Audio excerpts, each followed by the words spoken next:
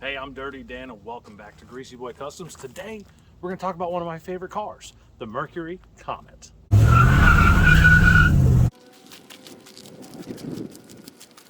This Comet you see before you is a 1963 Mercury Comet. Now, I have a near and dear spot in my heart for these cars because I had one that was much uglier, but I loved it. And it was green. Really, really bad green. Here, I'll show you a picture. But this one's pretty cool.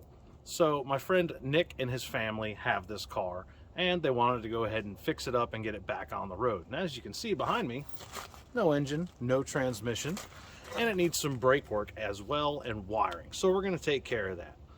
First, we gave this girl a bath though. Let me show you how that went. We're gonna give the old Comet here a little bit of a bath because as you can see, she's pretty dirty, but we'll clean up just fine.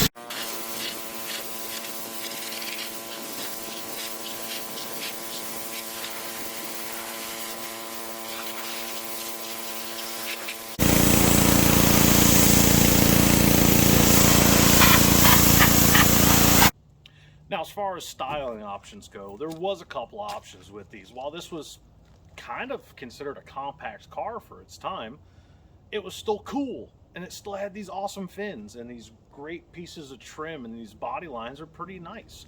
You could get it in a two-door, a four-door, or a convertible, and they also have the two-door hardtop options as well. This is a two-door post, as you can tell. Now, let's talk about engines on this thing. As you can see here, there's quite a bit of room underneath the hood. They had different options like the 170 straight six, the 140 straight six, which again are pretty unique engines because of the fact that the intake manifold is cast as one piece with the head. Don't ever have to worry about intake gaskets blowing out. You also had the 260 V8. Some of you may not be familiar with Ford's smaller V8s before the 289, but they had a 240 and a 260 that if you see them, you'd probably mistake them for a 302 or a 289. There are some key differences as far as where the oil fill and the breather are, and the intake manifold looks a little bit different, and a couple other options as well when it comes to PCV, because PCV wasn't really enforced until about 63 or 64. I don't remember the exact year. Now, as far as transmissions go, that's a different story. You had 3 speeds, 4 speeds.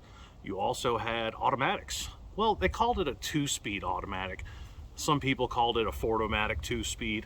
It's kind of a gray area. There's not a whole lot of information I can give you on those. It is the same transmission that I have in my Roadster. And if you move through the selectors, there are only 2 forward gears. However, I had somebody try to tell me that there was like a secret way to get it into low.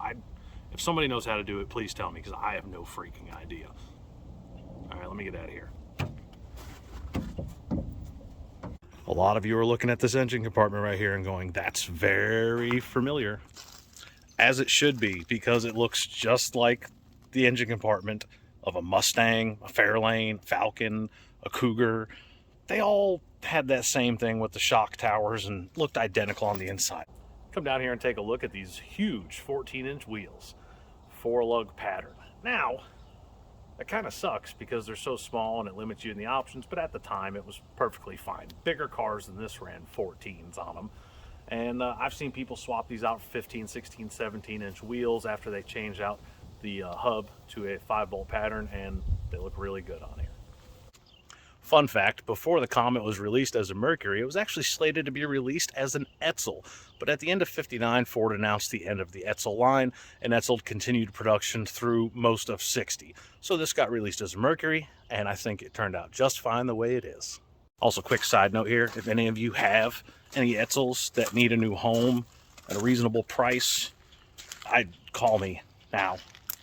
All right, so here's the deal on the Comet. 1, the brakes need some love. Lots of love, whole lot of love.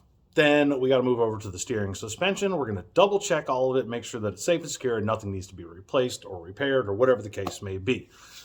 Then we're going to move on to the electrical and make sure all that is intact and in correct working order. And then, if you noticed, there's an engine missing. Well, before you start talking shit, we're going to put a Chevy engine in it. But hear me out. Real old school hot rodding is about taking some vehicle, a car, a truck, whatever it may be, using the best of your abilities and what you have at your disposal to make a running, driving, functioning hot rod. That's what we're doing.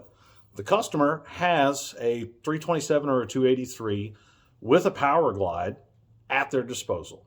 So that's what's going in it. Now, I'm a diehard Ford man, and I want to see a Ford power plant in there. But you know what? I'm not mad about doing this. Not at all. I'm not the first person that's put a Chevy engine in an older Ford like this, and I damn sure won't be the last. The important thing is their car is going to be on the road. It's going to be functional to where they can enjoy it and have fun. And when they breeze by you, hauling ass, having a good time, you're not going to know what's under the hood. It's definitely not the 6-cylinder anymore, and they're having a ball. So get off everybody's ass about it. We're going to put a Chevy engine in it. Sue me. Oh yeah, sorry. Till next time, happy hot rodding.